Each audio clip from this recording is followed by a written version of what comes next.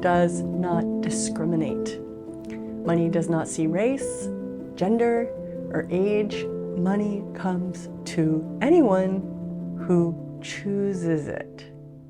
How many points of view or belief systems do you have about who money goes to, who should have money, who shouldn't have money, why people have money, their gender, their race, their demographic, their age, all the reasons, points of view, and justifications for that equal this point of view around money? What if they're not true? What if those that have money are those that are choosing money? And this is a really big, massive distinction to make and get around money, is that it comes to those who choose it. And you might be saying to yourself, but I think I'm choosing money, I'm like doing everything it takes, or I'm, it's like, I think I'm choosing money, but somehow money is not showing up in your life, or the amount of money you want to be showing up in your life isn't showing up in your life.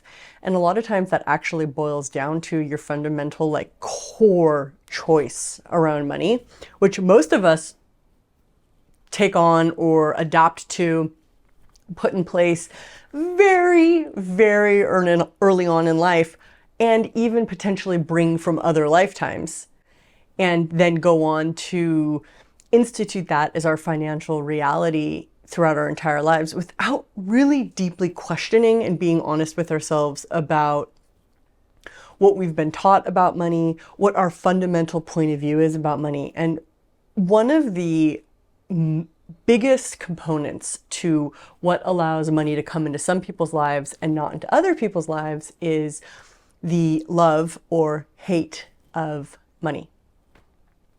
So the love of money, everything that brings up when I say the love of money, it's like all those places where it's not okay to love money, or the love of money is the root of all evil.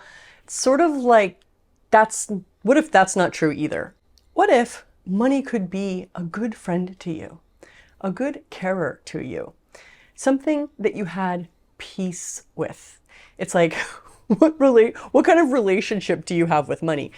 Do you have a respectful relationship with money where you are grateful for it in your life?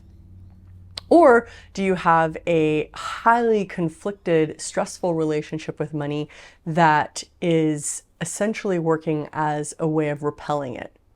The more judgments and energy, sort of like all of those conflictual energies you have around money potentially, imagine it like this, money picks up on it.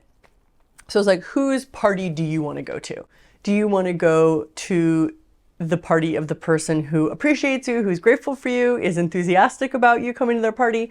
Or do you want to go to the party of the person who hates you? And getting really honest with yourself about whether you have peace and caring and love with money and for money and towards money, or if you have constant resentment, stress, conflict, hatred towards money, is quintessential for having money come to you with any kind of ease.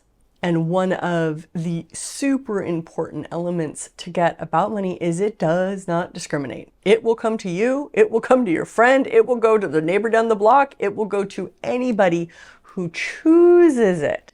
And so the money is the tool or the resource. It does not have a point of view of its own. It's us that attribute so many points of view and energies and points of view to money that then start creating the conflict around money rather than the money coming into our lives with ease. Do you discriminate against money? What is it that you think money is the cause of in your life? Everywhere you've blamed money for the problems in your life is the place in which you are repelling money and telling it essentially that it is harmful to you, it hurts you. Do you want to go to the party of the person who's telling you that you are the source and cause of the problems in its life? So it's your point of view that creates the money in your life. And I know that it could even sound overly simplified or too easy. However, if you are one of those people who knows that your point of view creates reality, and that the greatest way to change is by questioning your points of view, really looking at what's going on in your universe and questioning, where did this come from? Is this point of view really true for me? Is where we can begin to discover our financial realities and stop projecting and expecting and judging a whole bunch of different people's points of view about money onto money. You know, I was raised in a household where there was constant stress around money, constant. My parents filed bankruptcy multiple times, which is something that people do in America. And I then basically grew up thinking that money was a source of stress and strain in people's lives. And I was so resentful that money existed even. And one day, the said dad, who has also filed bankruptcy, the said dad asked me, he's like, do you love or hate money? And I looked at it and I realized I actually didn't know. I had never thought about it.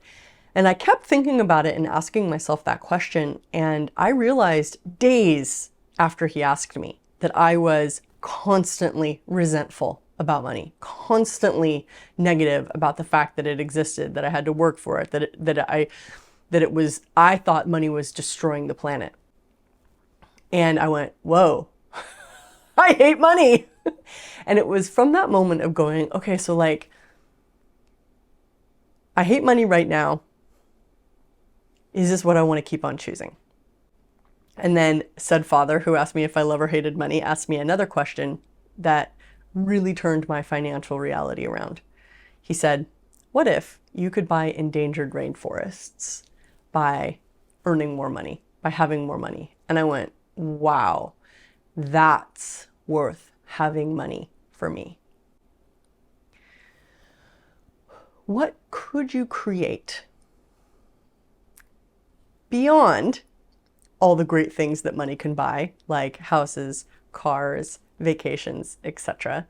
What could you create if you allowed money to be your ally rather than your enemy? What could and would you create in the world if you allowed money and stopped discriminating against money? Money is not the problem. Money is not the issue. It is the point of view that creates. It is the point of view that you take that makes money a weapon for destruction or a weapon for creation. What do you need to commit to that would allow all money to come to you?